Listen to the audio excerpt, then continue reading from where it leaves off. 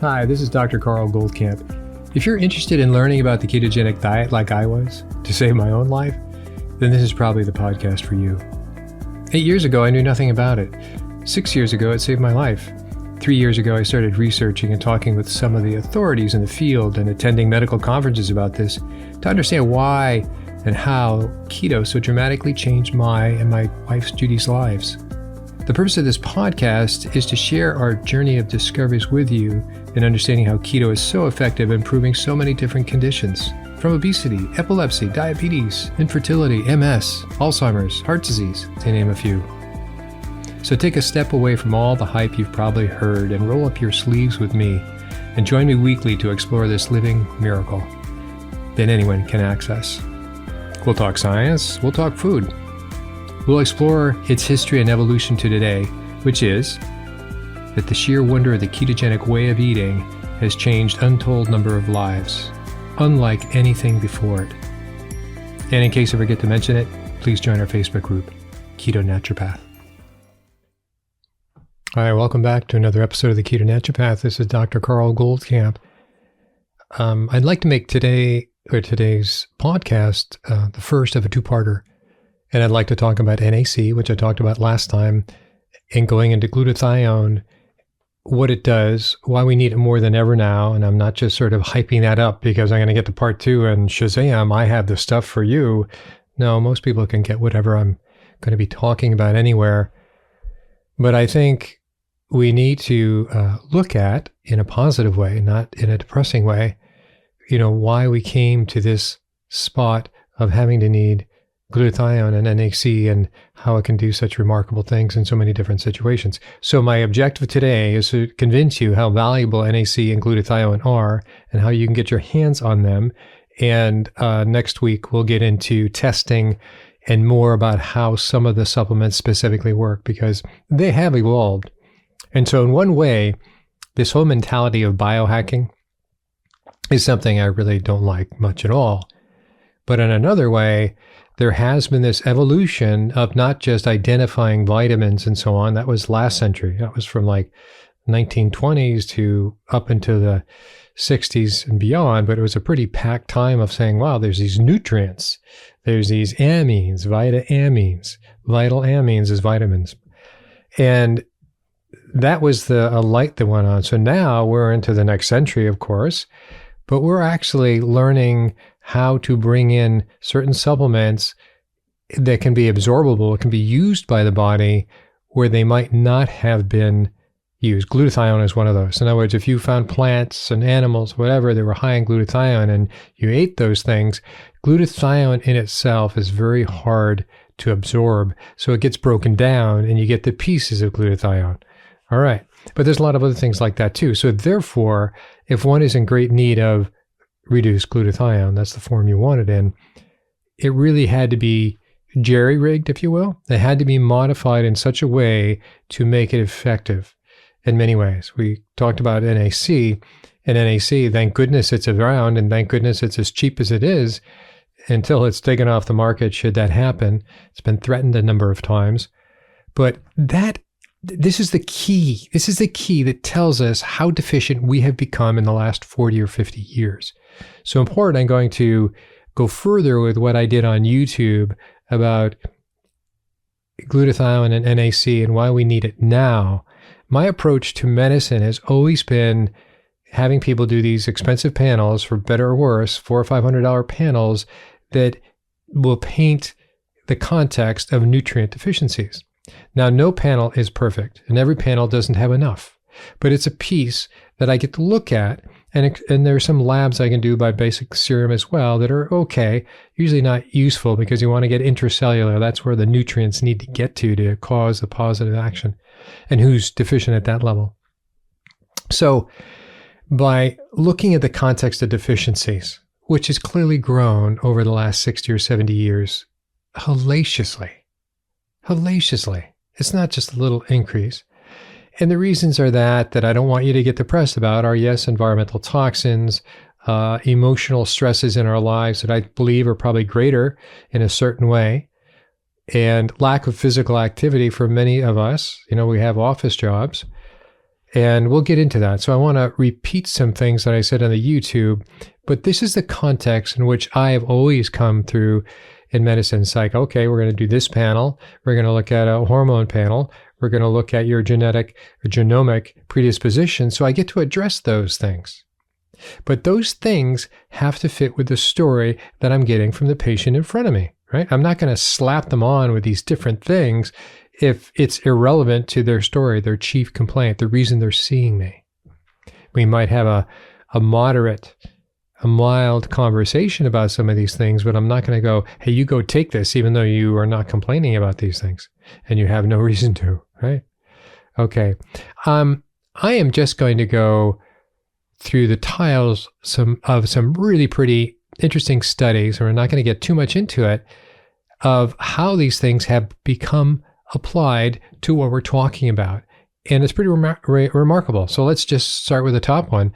Here's one that when I do my podcast, I must have to read about 100 YouTubes primarily, 100 or so studies, and then you go back and see if you can get the actual study to see what the actual information was and not so much just the abstract. And it gets pretty tedious, but pretty cool things come up, by the way, that I often don't have the time to really bring into the topic at hand. So here's a title. This is from 2020. So this is new. So ketogenic diet combined with antioxidant and acetylcysteine, NAC, inhibits tumor growth in mouse model of anaplastic thyroid cancer. We can just generalize that. We know that the ketogenic diet is being used for cancer. We've talked to Tom Siegfried about that, and he was working with mice in particular. So now what they did is they added an antioxidant. So we had the ketogenic diet, and this is real pretty basic stuff. These are just two variables. Ketogenic diet, which you can measure, right? You can measure by ketones, and you can measure the amount of protein they're having, the measure of fat they're having, how many calories they're having. So it's all pretty mechanical, the things that you can measure. And all I can say, it must be a wicked small needle to get the blood out of a mouse. But the conclusion of that is the combination of a ketogenic diet or glucose restriction, which is obviously what the ketogenic diet does, think of epilepsy and so on, with the antioxidant NAC significantly reduced tumor growth in vivo and in vitro. So in other words, with actual mice in their cages and in vitro petri dish against the cancer cells. Pretty amazing, huh? So that's just barely 2 years ago, not even 2 years ago. Let's go to the next one. I have basically the regulation of glutathione synthesis, which comes down to three pieces: glutamine, cysteine, and glycine. And the interesting thing is that the rate limiting step, these are for healthy people. These are not people that have a mutation that make them exceptionally ill because, they had this inborn error of metabolism and it made a problem. We're talking about your friends, my friends, your family, my family. For the most part, we all have our issues, but we're vital enough. So that cysteine is the rate limiting step in making glutathione. Glutamine is the most abundant amino acid in your body. Cysteine is the least abundant amino acid in the cell, which is where glutathione comes together. And glycine is in everything. Glycine is an amoeba. Glycine they've found in meteorites that have hit the earth unmelted, if you will. So they call them chondrites. And they were too small, so they didn't burn up and all get made into molten whatever it is. And so they could examine it, and the most common amino acid they found, they didn't find lots of amino acids, but they found more than one, was glycine. And glycine is in every little thing, be it plant, fungal, or animal. So it's amazing. So it's also the simplest. It's one carbon. And is considered the beginning of life, hypothetically, where all the other amino acids are combinations from this. This is the beginning one. I thought that was pretty interesting. Okay, on to the next one. This is, micronutrients may be a unique weapon against neurotoxic triad of excitotoxicity. Think of glutamate over GABA, right? The hyperactive attention disorder, anybody on the spectrum from autism to Asperger's to dyslexia, like me. So the triad of excitotoxicity, oxidative stress, neuroinflammation. And so this is right on. This was 2021. I talk about how new this is in September 2021. This is fresh off the press. And I'm reading it. It's from Frontiers in Science. I'm getting it out of PubMed. And so the conclusion there is, if I can get to it, simple conclusion, basically says that excitotoxicity has been implicated in many neurological disorders, some of which I just named. You could also say MS, ALS, Parkinson's, Alzheimer's, and is a leading cause of oxidative stress and neuroinflammation in the nervous system. Most of the research to date has focused on each of these conditions individually. However, excitotoxicity, oxidative stress, neuroinflammation have the ability to influence one another in a self-sustaining manner. Consider it a fire that's getting bigger and bigger. So anyway, they're now looking at, through Frontiers in Science, deciding to look at certain deficiencies and seeing if certain vitamins and nutrient deficiencies have added to the resultant inflammation. And I would say, of course that has. But anyway, the fact is this is a topic now. And they are specifically looking at neurological disorders in Alzheimer's, Parkinson's, ALS, multiple sclerosis, epilepsy, migraines, chronic pain, psychiatric conditions. We've talked about that before. So pretty interesting. You can go on and on and on about that. It opens a door to common sense, if you ask me.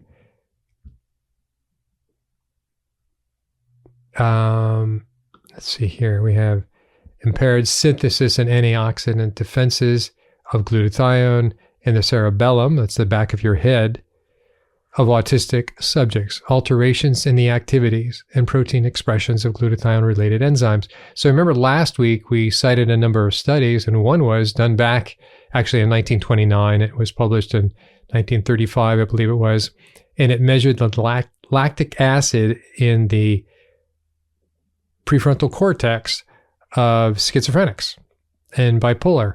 And basically it said that they had nearly no glutathione. They're very high on the lactic acid, which are kind of indicating they're low on glutathione. And so now we're into looking more or less the same thing in other aspects, the deficiency of glutathione in other parts of the brain and in other conditions. And okay, oral supplementation with liposomal glutathione elevates body stores. This is one of the new supplements, new not in as of this year, but new as in the last, I'd say under 10 years anyway. So how that's much more effective.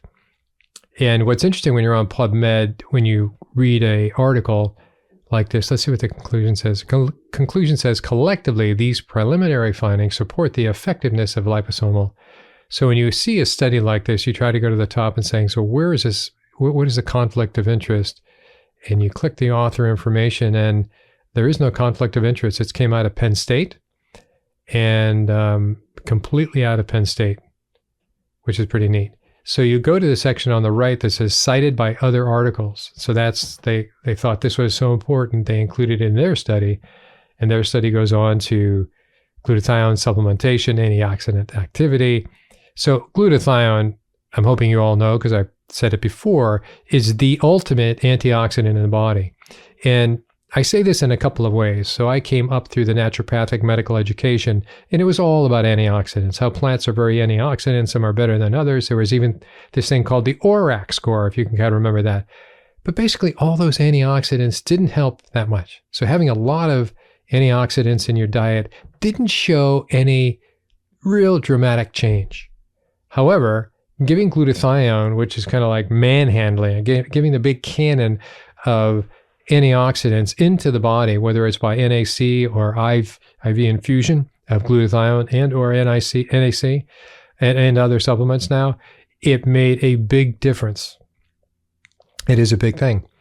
And I'm going to get into why later, but other than deficiency, so you're getting the deficiency background, of course, deficiency, this is a way of making a dam so the deficiencies don't become this sort of combined inflammation fire that builds chronic diseases to make the last 30 or 40 years of life terrible. So by having enough antioxidants, we can hold back the wall, the dam of chronic illnesses, and ideally be working at a nutritious diet. And when I say nutritious diet, it's not just name those things that are nutritious, but it's coach the person into having a nutritious diet, test them repeatedly to see if they are getting the nutrients that you're espousing that they should get by eating your way. You know that I'm big into protein-sparing modified fasts and a kind of a fatty version of that for my off days, but I'm all about having very nutrient-dense foods. They are liver, and I'm speaking incorrectly on purpose, egg yolks. And yes, you can say, well, egg yolks are high in omega-6, but they're a natural source. So I don't go nuts with that. I just have them in my diet. That rounds out my more whole food sources of protein throughout the week. So but within those two, that's really all I need to make my life go around. Is that all I ever have? No. I think I stray because I do like my wine. And so, yeah, that could be a good thing not to do. And if I wanted to be healthier, I'm doing okay. But we all have a list that we can winnow down to make our nutrition better. And I probably drink too much coffee, so I could call that down too if I wanted to make my nutrition better. So if my labs get bad in some of these aspects, both conventional labs and my more esoteric nutritional deficient labs or other panels I do, then I would think about it. I go, all right, well, yeah, we're kind of going too far in that direction, Carl. Pull back and, be good for a while, and then you can go out. I hope you understand my general aspect there, but pretty interesting. So that's how you can sort of follow the thread of a good study. A glutathione metabolism and novel role in mitochondrial, of course, and retinal degeneration, of course, is a big deal. And where else can I go? All right, glutathione homeostasis is significantly altered by quercetin, which is another herb. We'll get into that next week, actually. Okay. So that's the end on that. Now I'd like to sort of review some of the things I covered in the video because I think I can go a little deeper here. And so when I talk about when people are interested in increasing their NAC and their glutathione, in part it's fear-based, frankly. The fear that NAC is going to be taken, off the supplement market and made a prescription medication like all the other prescriptions are. And so therefore, what can they do? So that's driving the interest in increasing your NAC. But let's just go over that. NAC is precursor to glutathione, so it increases that antioxidant. It helps with detoxification, very specific. This is all really liver bound, by the way. As much as we're talking about your brain was, in certain conditions, was deficient, nearly all of your glutathione is made in your liver, and then it goes elsewhere, but that's it.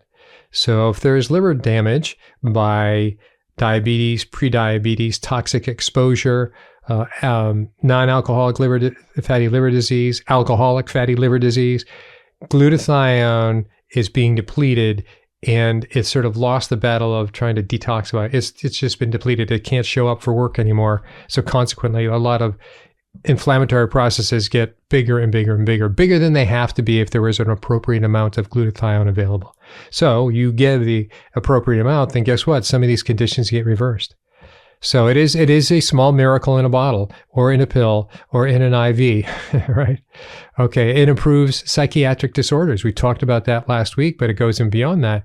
Helps relieve symptoms of respiratory conditions, of course, both by breaking up the mucus, and you think of cystic fibrosis, which is clearly a heavy mucoid respiratory condition. Boosts brain health by regulating glutamate and replenishing glutathione. So think of GABA is the opposite of glutamate. Glutamate's the excitotoxic neurotransmitter of ADHD and autism and so on. Now you balance that, it's like meditating. So GABA is the meditation. When you meditate, your GABA goes up and your glutamate goes down, and this helps direct that. It helps in fertility in men and women, most famously polycystic ovarian syndrome in women, stabilizes blood sugar by decreasing inflammation, kind of what I just said about the liver, a little bit different. Reduces heart disease, this is a big deal. There again, we're talking about a concentrated area in the body of mitochondria. It helps mitochondrial inflammation for sure. Ability to boost glutathione levels may improve immune function. Okay, so in order for, I mentioned that cysteine was a rate-limiting step, right? You had 3 amino acids, glutamine, cysteine, glycine. Glycine is everywhere all the time. And glutamine is usually the most abundant. It's conditionally essential because with a lot of stress, meaning usually physical stress, you ran a marathon, your glutamine gets deficient. And in fact, those who are long-term marathon runners that are probably not Kenyan, actually has a higher incident rates of cancer, of dying of cancer. And part of it is because they run themselves into repetitively long-term glutamine deficiency, self-induced glutamine deficiency. And that puts them at risk of glutathione deficiency, which puts them at risk for multiple cancer inflammatory conditions. So it all kind of goes together like beads on a string. Okay, so really in order to have enough cysteine, this limiting factor here, the body needs folate, B6, and B12. Okay, then. Well, that means people that are predisposed to not getting enough or having genomic predispositions that they can't manage it or can't methylate would be the word, their folate, their B6, or their B12, they're going to be the first that are going to start suffering these inflammatory processes. And so they are just mutations that make them more vulnerable in the population at large. And so when you start adding some of these environmental factors that have changed over the last 50, really since the mid-30s, we'll get into it in a second. So though you can't see it, genomic predisposition is a big deal. You've heard of some of these mutations genomically, MTHFR, MTRR, CBS. These all have to do with many of the cogs that go together to make glutathione and make neurotransmitters. Notice how the glutathione and the neurotransmitter problems go together.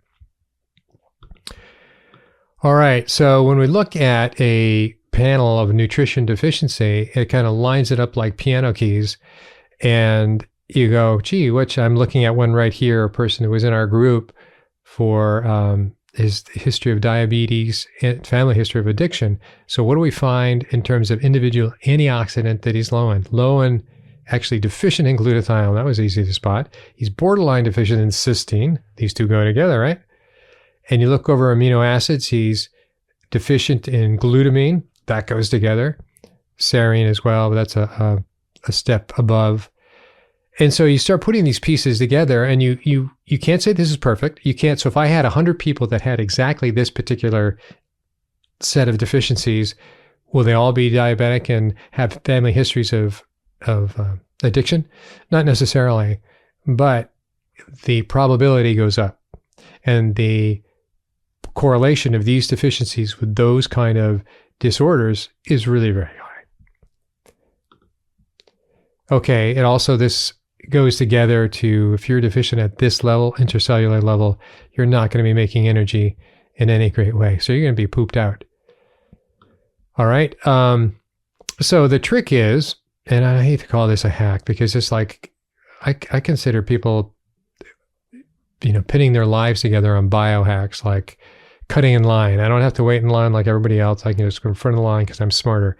And there's a little bit of an arrogance in that. But when you look at these processes that have many vulnerable junctions, i.e. mutations that make them more difficult to make this a working cycle, if you will, you kind of jump to the step right before the thing is we need. So if we need glutathione, what's the step before that? And if we can give it some of the precursors or what it is. And that's pretty much how NAC came about. NAC, which is N-acetylcysteine, the rate-limiting step in making glutathione.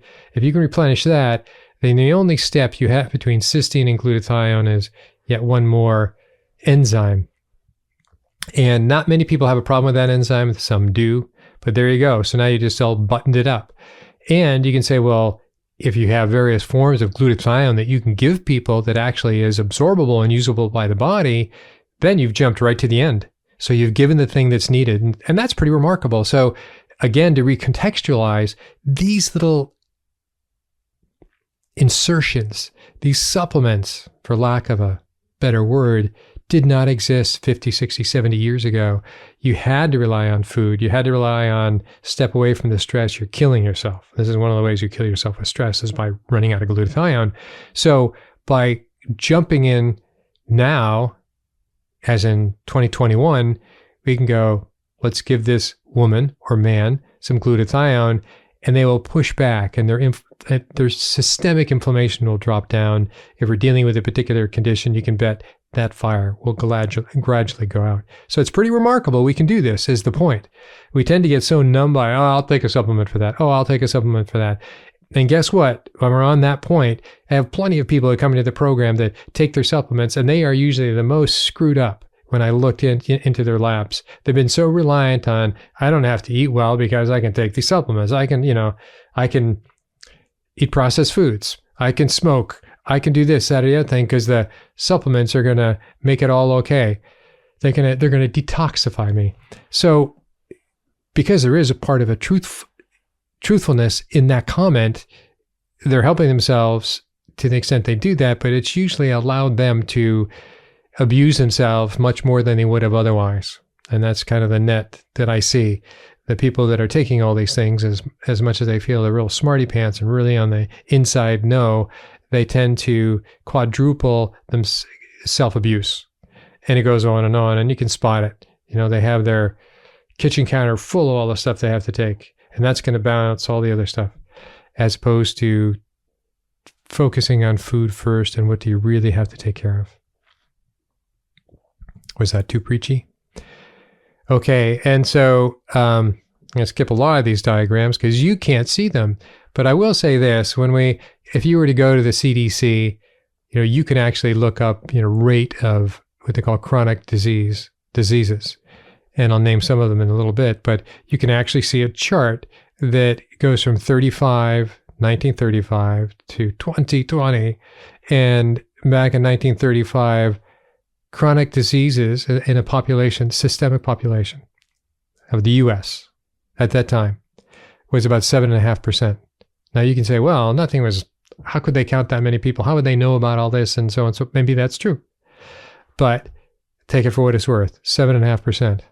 They now measured it all the way up, and it's now 60%. That's huge. So in 1935, chronic disease and disability prevalence in the U.S. was about 7.5%. In 2000, it was 45%, and in 2020, it was 60%. That's huge. And so, of course, the CDC says, oh, well, it's due to tobacco use, lack of physical exercise, and excessive alcohol, and poor nutrition.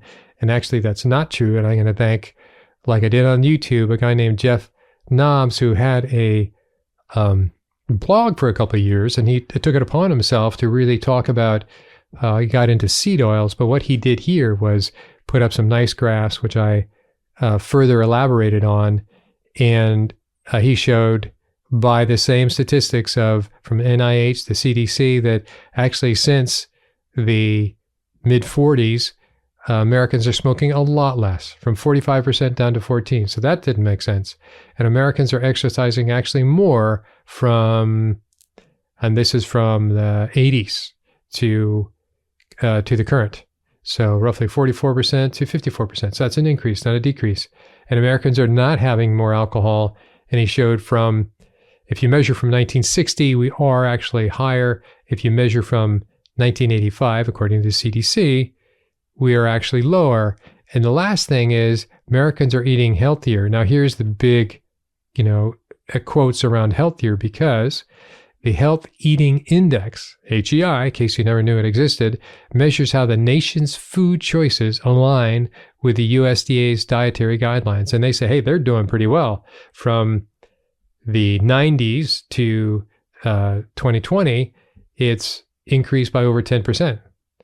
Well, we've already talked about, so the nutritional guidelines have more unsaturated fats in your diet and reduce your saturated fats to get your cholesterol down, and your cholesterol will go down and life will be better.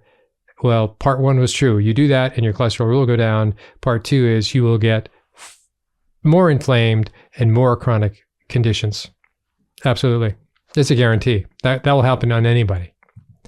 Okay, so why bother thinking about any of these things? Because chronic diseases, some of which are heart disease, cancer, chronic lung disease, stroke, Alzheimer's disease, diabetes, chronic kidney disease, to name a few. We can go on to more neurological, but you got the gist, right?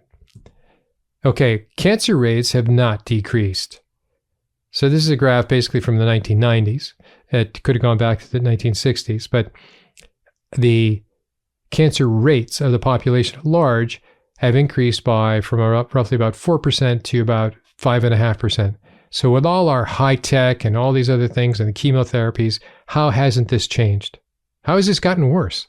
With all our best healthcare in the world, baloney, we have good healthcare. We have best healthcare for very few people in this country. We have mediocre to poor healthcare for most of us.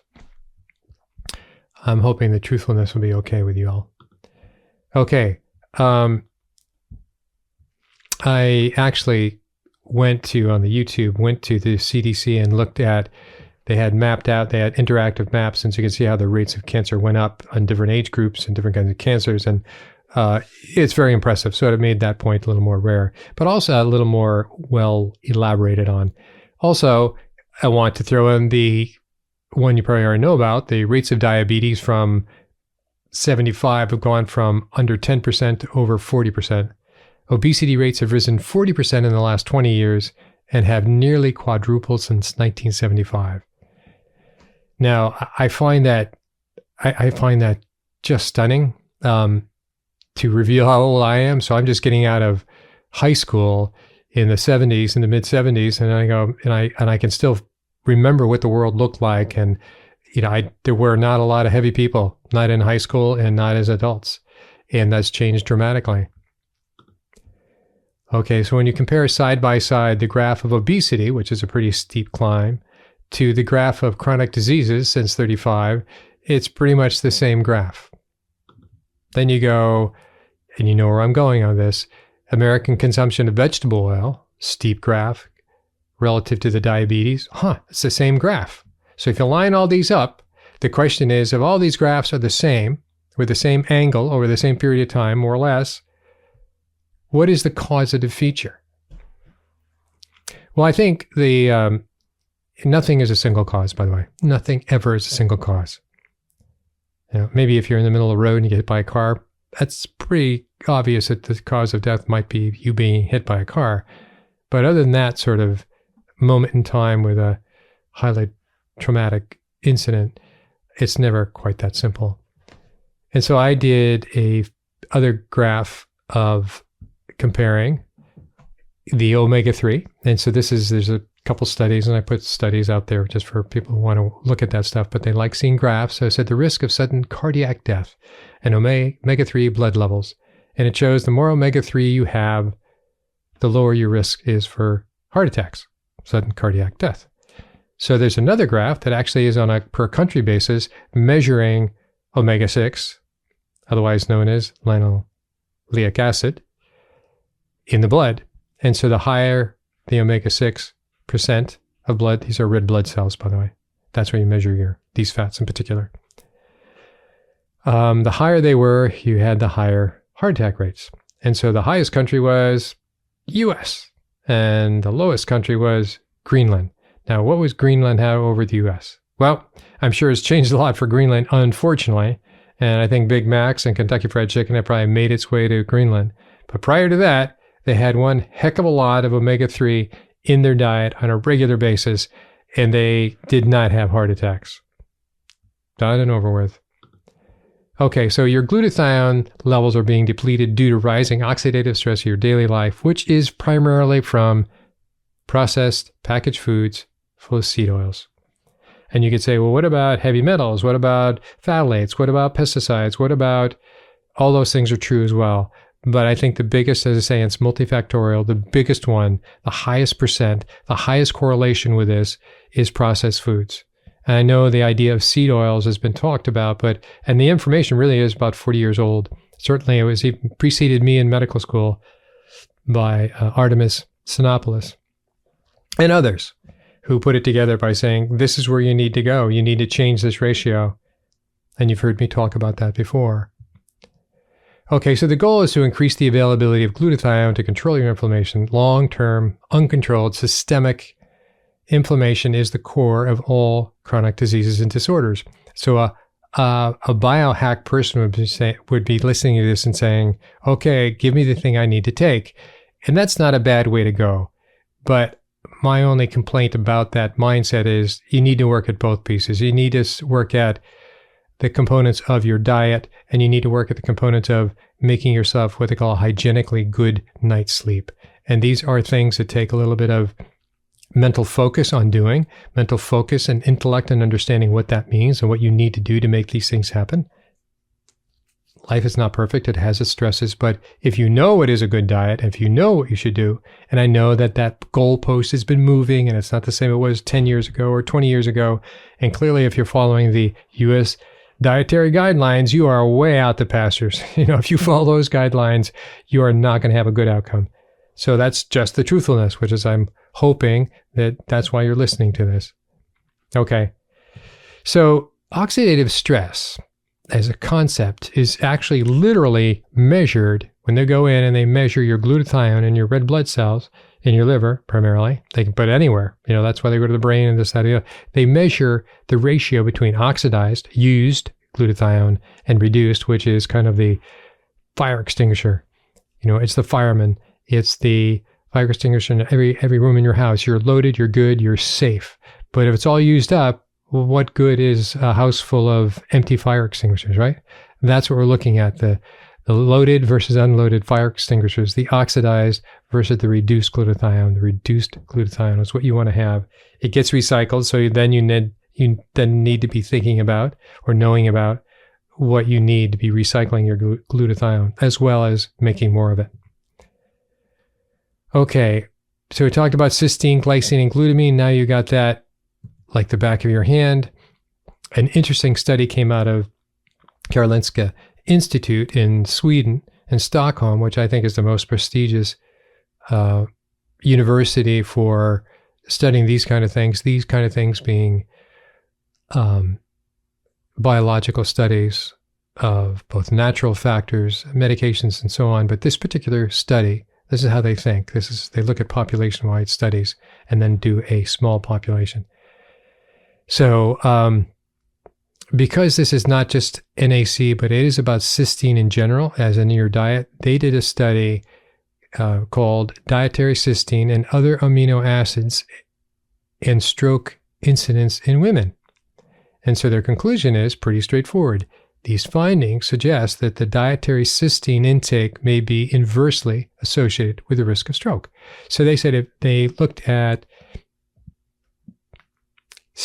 1,751 incident cases of stroke during a 10-year period. So this is not just a weekend experiment. This was well thought out, carried out over a number of years, and it says dietary cysteine was inversely associated with stroke. They did all these other amino acids and so on and so forth over 10 years and 1,751 women.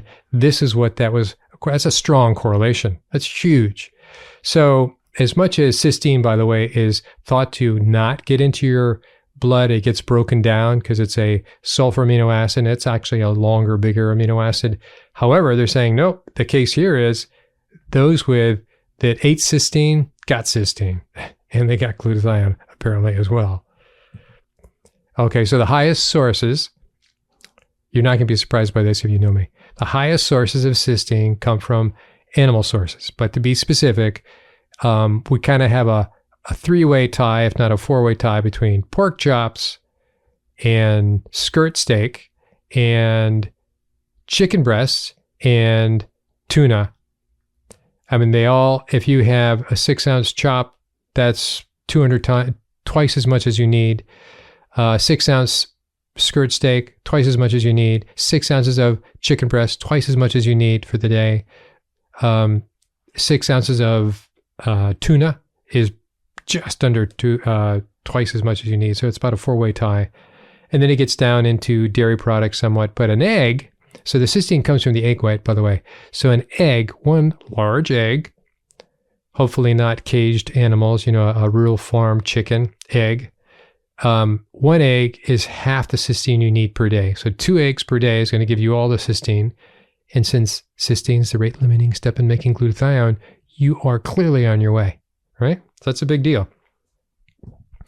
Okay, what else? Glutathione metabolism and its implications. This is from For Health. This was a really interesting study. I'm going to give you the punchline. Goes over, how it's made and so on and so forth. But this is the punchline, is that glutathione deficiency, right? So you can go in and you can measure glutathione deficiency.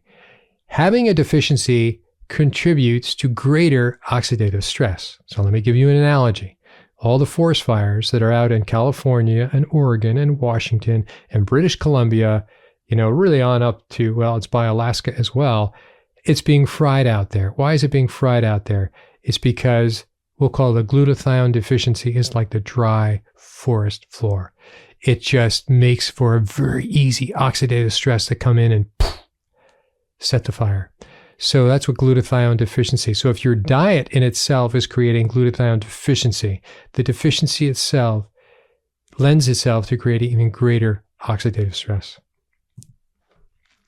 Okay, so how do you know if you have glutathione deficiency? The general signs of insufficiency are lack of energy, joint and muscle aches and pains, foggy brain, cognition issues, low immunity. Low immunity means you're getting sick a lot, and poor sleep. You never really get a good night's sleep. It all kind of ends up being an unfortunate cycle. Hardly a cycle. It's all going in the same direction. For severe insufficiency, you would have anemia of low iron levels. And another thing along those lines is that low glutathione, which is in the red blood cell, when it gets low, they more easily break. They more easily lyse. So what they call that is hemo, as in iron, lytic, as in breaking, anemia. So you have hemolytic anemia. It's the breaking of red blood cells due to glutathione deficiency. That's become more common. Certainly anemia has become more common. So when you see somebody's blood work, especially as they get older, because as we get older, we get less glutathione. Is it our ability to make it is less? Probably. Just like our ability to eat enough protein becomes less. We have to actually eat more protein. So it could be wear and tear. Who knows? However we get there, it's more common to see people become iron deficient. Okay, frequent infections goes along with low immunity, seizures, Alzheimer's, Parkinson's, loss of coordination, ataxia, liver disease. Of course, liver disease, right? That's the center of where glutathione is made. Heart attack and stroke. We've talked about all those in separate situations. So the diseases, another way of saying diseases associated with glutathione depletion are neurodegenerative disorders, Alzheimer's, Parkinson's, Huntington's, ALS, Friedreich's ataxia, multiple sclerosis, pulmonary, so you have COPD, asthma, acute respiratory distress, you have cystic fibrosis, and so on. Immune diseases, HIV, autoimmune, a lot of autoimmune. I left that chart out, but that should have been another chart, very similar to the chronic diseases, autoimmune diseases over the last 70 years. Cardiovascular diseases, hypertension, myocardial infarction, heart attacks, cholesterol, oxidation, chronic age-related diseases, cataracts. There's been macular degeneration. There's been a pretty hot topic is omega-6 excess oils and macular degeneration.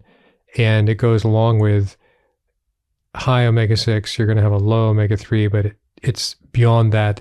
High omega-6 keeps omega-3 from being effective. So that's part of it. Hearing impairment, glaucoma, liver disease, and so on.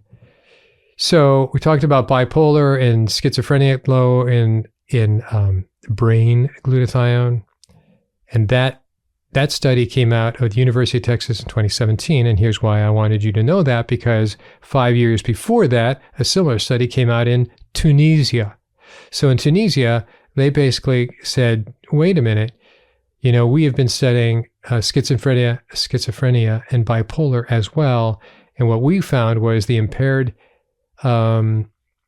decreased plasma levels of glutathione and the impaired antioxidant enzyme activities of schizophrenia and bipolar disease aims at the language. It shows that glutathione deficiency was associated with both of these disorders. So how do you have basically the same conclusion, put slightly different, like 5 years apart in 2 different parts of the country? Because I think they're being assaulted by the same thing. You're having native diets, whole food diets, we'll call them, being replaced by processed foods. And other things. I don't know if there's been oil spills and other things like that, but it's been primarily this one. That's systemic. It's not just in one location. So a comparison of omega-6 excesses, and I get this from Artemis Sinopoulos, her list. So diseases associated with omega-6 excesses. Remember we talked about the omega panel and the 6-3 ratio are heart attack, stroke, cancer, obesity, insulin resistance, diabetes, asthma, arthritis, lupus, depression, schizophrenia, ADHD, attention deficit hyperactivity disorder, postpartum depression, Alzheimer's disease. So that associated with glutathione deficiency is pretty similar, but it was worded differently because it came from a different source. That was lack of energy, joint and muscle aches and pains, cognition problems, foggy brain, low immunity, poor sleep, anemia, frequent infections, seizures, neurological disorders, Parkinson's, etc., ataxia, liver disease, heart attack, and stroke. I say we have an overlap by about 100%. And so I go back to the labs and I say, it's really interesting when you look at your omega panel, because the omega panel is a pretty small panel and it's pretty cheap to do. And you can do it through LabCorp or Quest, or we talk about using Ulta Labs online. I have no interest. I don't get a penny from it. It's just that anybody can go get their labs done. They don't need a doctor's permission to do it. But when you get that panel, at the very bottom of the panel, it assesses your risk, low, moderate, or high. So what were the high ones associated with? The high ones were consistently associated with a very high ratio of omega-6. So the ones I'm looking at specifically now are 17 to 18 to 1, 17 to 18 omega-6 to 1 unit of omega-3. And their omega-3, the ratio was tilted, but also they had little to no omega-3. So they had high omega-6, low omega-3, consistently put them at very high risk of inflammation. That means heart attacks, stroke, all these things we've been talking about. So it's something that can be addressed. It's too much of a coincidence to think that they were separated. Okay. So basically, the things that you can do to change this really comes down to you do supplements, you look at what you can do in your diet, and obviously lifestyle aspects of relaxation, sleep, meditation, yoga, exercise, decrease your toxic load. Big words, right? We'll get into it next week. But diet would be some of what I've already told you about. Supplements are, you had liposomal, reduced glutathione, whey actually, which is a dairy product. When I first went into medicine, whey was all the rage because it did raise, and it's the cysteine in the whey primarily, if you're wondering, that increased one's glutathione, and that was often a cancer patient remedy. Unfortunately, it does come from dairy, and for me, I can tell you by trying this that when I have tried whey protein, even though it doesn't have all these other aspects of the casein shouldn't be there and so on and so forth, it still gives me plenty of problems. So for some, they can take it. For others, it's a little more problematic. Okay, some basic strategies you could do to follow to make this something that's doable and not like an unaddressable situation. You can decrease your need for glutathione. Hey, there's an idea, which means decreasing your toxic load. What are we talking about? What are the toxins that you can control your exposure about? Well, the most obvious would be alcohol. Oh, doesn't that hurt? Especially if you like wine. That's me.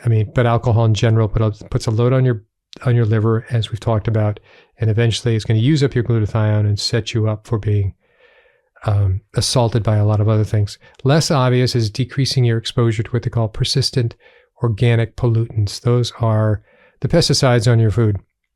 It's the primary source, which are in conventionally grown foods. Provide other antioxidants to decrease oxidative stress. One you haven't heard about is alpha lipoic acid. Think of amanita mushroom poisoning. It's actually the one thing you can give somebody who had the wrong mushroom that would revive them and save their life. And we're going to get into this next week, by the way. So that's why I'm going quickly. Quercetin, turmeric, milk thistle. You could directly get glutathione via intravenous, intranasally, nebulized. And all these things have been studied, and they're all good, except that they tend to be short half-life, and so it doesn't last that long. However, for instance, in ER, that's exactly what they do. They do IV NAC and IV glutathione, and it does help a lot of situations. You can do it orally. As I mentioned, liposomal and acetyl glutathione are two new terms that have come out in the last decade. Acetyl is even newer. Specific nutrients to promote glutathione production, cysteine, of course. Whey, I mentioned, NAC, of course. And the dose for NAC really is around 1,000 milligrams a day. I consider 600 3 times a day, and you can go over that. If you go over that too much, you will get heartburn. So it's not for people who have ulcers. Meditation. Those who meditate on a regular basis have been documented to have 20% higher glutathione. So I'm going to end by saying the reason you need to think about doing this is we've been assaulted by processed foods over the last 70 years, and you can say environmental toxins, though I believe it's primarily about processed foods and therefore the omega-6, therefore the linoleic acid. But that the health benefits of glutathione and NAC are it reduces oxidative stress, supports detoxification, protects from environmental toxins and free radicals, promotes lean muscle mass. Didn't talk about that too much, but think about the athleticism and those who stress themselves in both working out and doing extreme, not even extreme sports. I'd say a marathon is an extreme sport, and that chronically run themselves into depleted glutamine, therefore depleted glutathione. So by taking the NAC and the glutathione, you then restore these deficiencies. Encourages healthy aging. We need it more as we get older. Promotes balanced inflammatory response, of course, and modulates insulin resistance. Didn't talk much about that, but it's implied with cardiovascular and liver disease. Okay, till next time, I hope that was a shot in the arm. Or better yet, a glutathione IV. Bye-bye. Hi, this is Dr. Goldkamp again for a brief reminder of something I completely forget to do at the end of every episode. You've heard me talk long enough in many different episodes, but what I would love you to do, and many of you have already done this, I just want to reinforce this particular behavior, which is to send me your questions. Send me your questions and anything you have about keto. If there's something that I don't know, I will look it up. And if it's something that intrigues me, I will probably make an episode, a podcast about that particular topic. So what you need to do is to send me your questions at Dr. Goldkamp at KETONaturopath.com. So that's DrGoldkamp